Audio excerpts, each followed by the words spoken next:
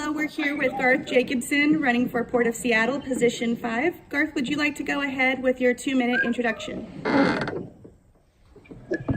Okay, well, in 2 minutes I can barely scratch the surface, but let me just say I've been in Seattle for over 20 years.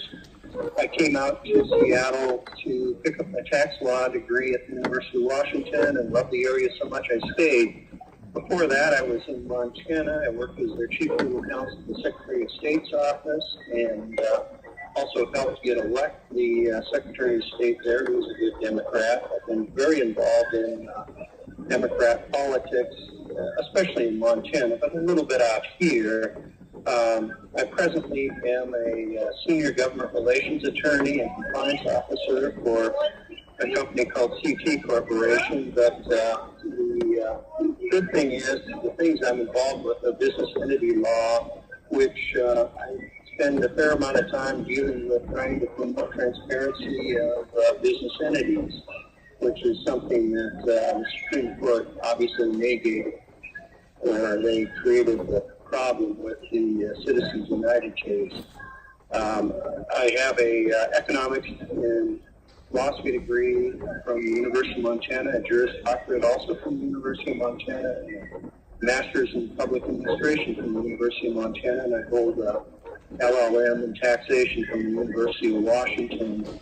And I have, like I said, I've been very involved with state government in Montana, and I was named as a toll fellow. And I've been very active in the ABA, and I am a life fellow of the American Bar Foundation for Access to Justice. So I think I've probably gone over my 2 minutes, but I just say I'm very excited to be running for this position. Great, thank you. You had 4 seconds left. Oh, okay, well, I can say I grow oysters. That's pretty cool. All right, we're going to go ahead and go around the room. I believe we left off at Clayton. Clayton, would you like to ask question number 1? You might need to come over here.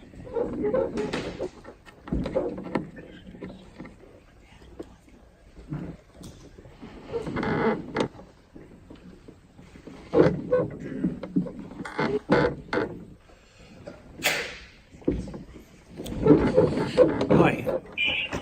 What are your priorities and what do you plan to accomplish if you were elected to the board? Well, my priorities start with the things that probably get me the most excited about running for this, and that is to do those things that promote Seattle. Obviously, or I should say King County, let's not be specific to the city. But I think one of the big challenges we deal with right now is the airport that has incredible growth, but I don't think it's well thought out. It's growing in ways that perhaps are harmful to the environment and to moving people. For example, you go to the airport and you see just incredible visible traffic, which obviously creates pollution and does nothing for the planet. So there's little things like that. There's things like, I think, for example, trying to reduce plastic by having, areas where you can refill your water bottles. Those are minor things, but the big picture is that we got to promote the environmental protections and promote growth, which is a difficult balance, and those are my priorities. Great. Thank you. I'm going to go ahead and move on and ask all the questions from here so folks don't have to keep getting up. Question number 2 is, how should the Port Commission act to improve wages and working conditions for taxi drivers?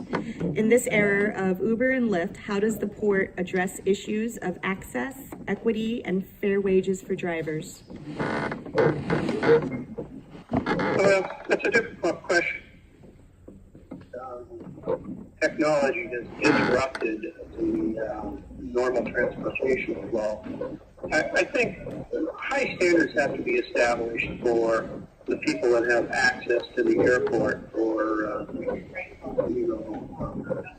travel. And to that extent, I think that I obviously the taxi drivers have paid their dues. They expended a lot of money, and they have done many things for the community by their high standards. So I think what the airport can do is to establish those standards across the board for all forms of paid transportation to the airport. And again, I think it's a difficult call because the public will say, yeah, you absolutely have to permit everything.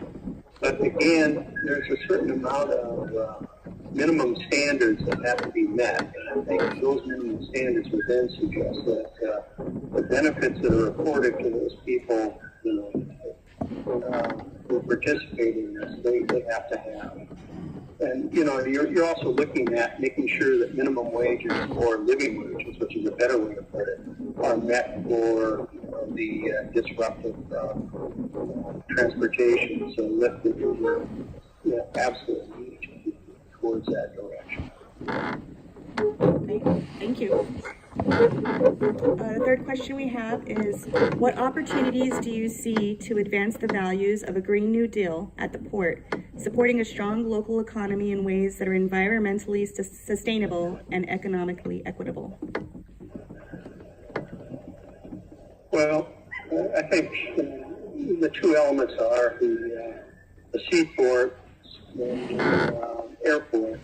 As I mentioned with the airport, I think there's got to be some real thought about getting to and from the airport, in a way that is more environmentally friendly.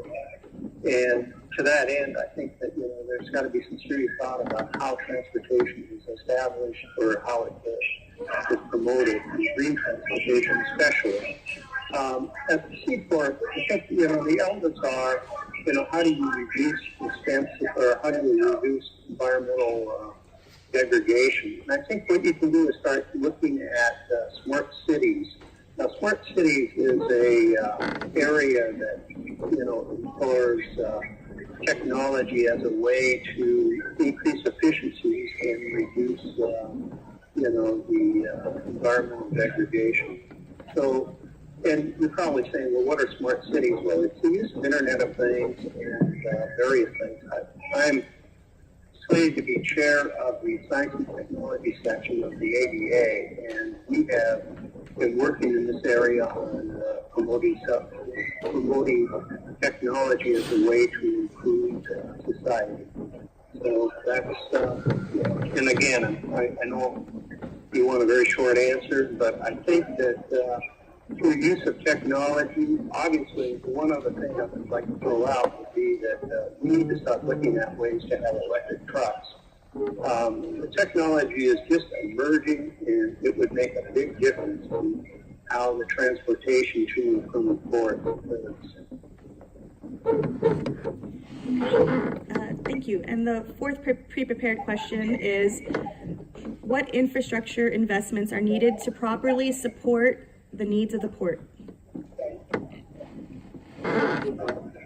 Well, again, I think you have to break it down to the airport and the seaport. I think the airport definitely needs to be thinking about, how to, deal with the transportation issues getting to the airport, and then trying to, promote the clean fuels that the airplanes have.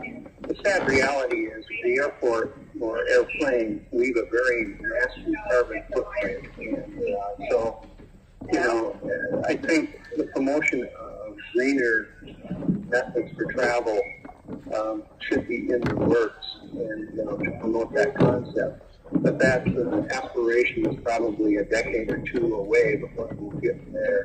As for the seaport, I think that's a matter of trying to really come up with ways to offload goods and do it in an environmentally sound way. But, there's other things, too, that are happening. Obviously, the concerns about the orcas in the sound and how that's going to be affected by salmon fishing and other things like that. And I think there's going to be some real tensions out there in that area as to whether we should continue to support, the fishing fleets, or whether we need to start thinking about that. the infrastructures that, getting back to what you're saying, I think the infrastructures go with the planning. So if we need to do things, we need to develop our infrastructure. Lastly, I should say, the process can be extremely painful, such as the seawall that's been put in. That has been an extremely painful process, just the disruption alone. Not that it shouldn't be done, but to recognize that it's painful. And anyone that's taking the ferry back and forth out of Coleman Dock knows that the process right now really is painful. And so there's, when you look at these infrastructures, you've got to be thinking of the pain factor that goes into reaching the goal of a green environment. Great, thank you. And now we'll open this up to questions from the board. I ask that the board members, starting with Robert, walk their way over, and Jeff will be next. Oh, sorry, we'll start with Jeff first, sorry. All right, hi Garth, this is Jeff Manson, I'm the membership coordinator.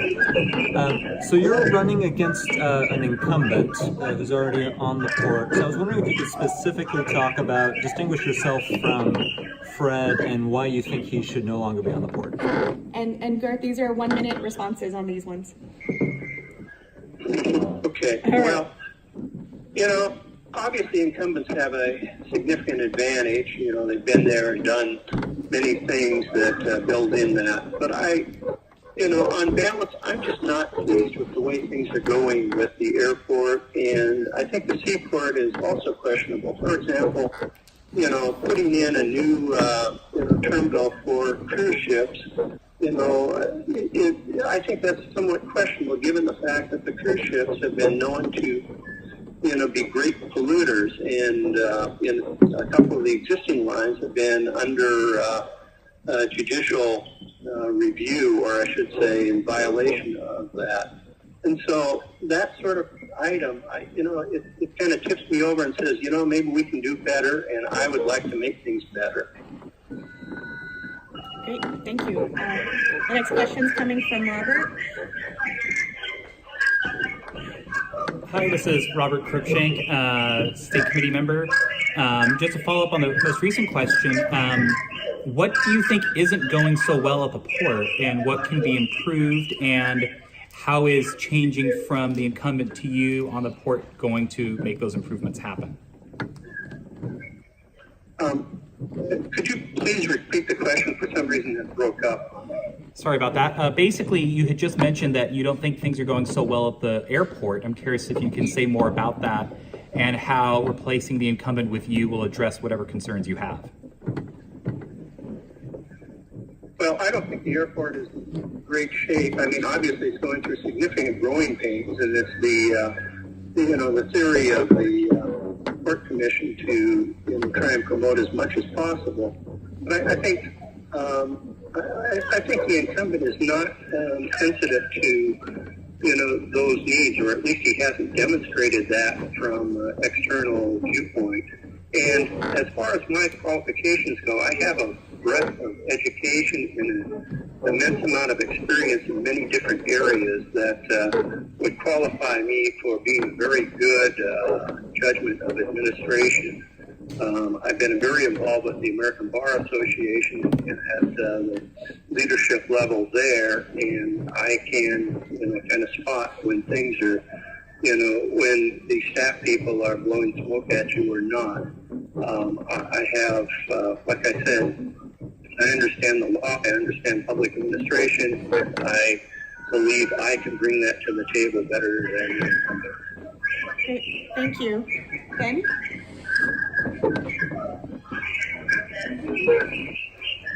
Hi Garth, this is Ben Lindsay, the Vice Chair.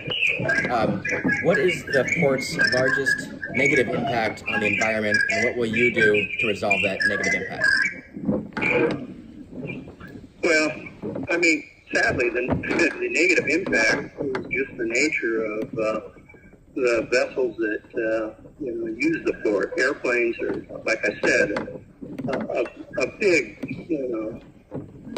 they leave a terrible carbon footprint. And the ships that come in, I mean, obviously they do things that are, detrimental. Now, you can't say let's not do that because we know that business and trade and practice all require it. But I think what you need to do is start looking at setting up the highest standards for which they will then apply.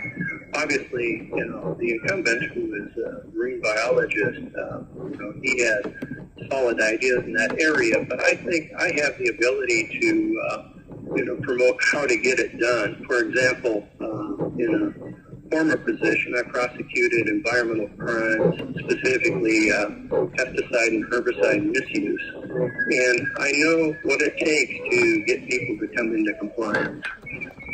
Thank you. Any additional questions here in the room? All right, Jeff. This is Jeff Manson again. So you mentioned being concerned about the cruise terminals given the carbon impact and environmental impact of cruise ships. So would you support shutting down the cruise terminals if given the opportunity on the board? Well, the problem is, once the toothpaste is out of the tube, what do you do? I mean, you already have contracts signed, you have everything. I mean, I would have looked long and hard about making that decision, and for various reasons. One reason is it has an impact on the taxpayers, and that is that,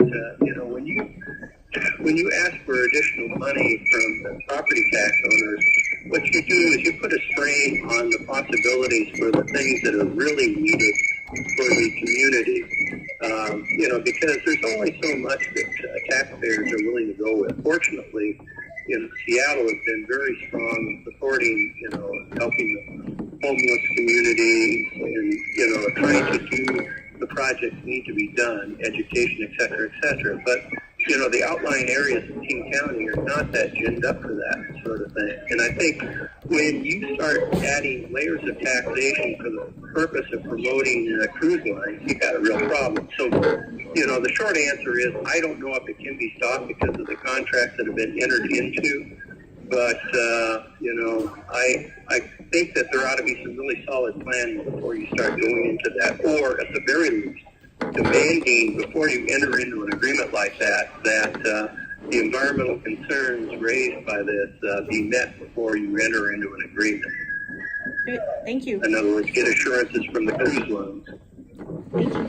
One more question from Clayton.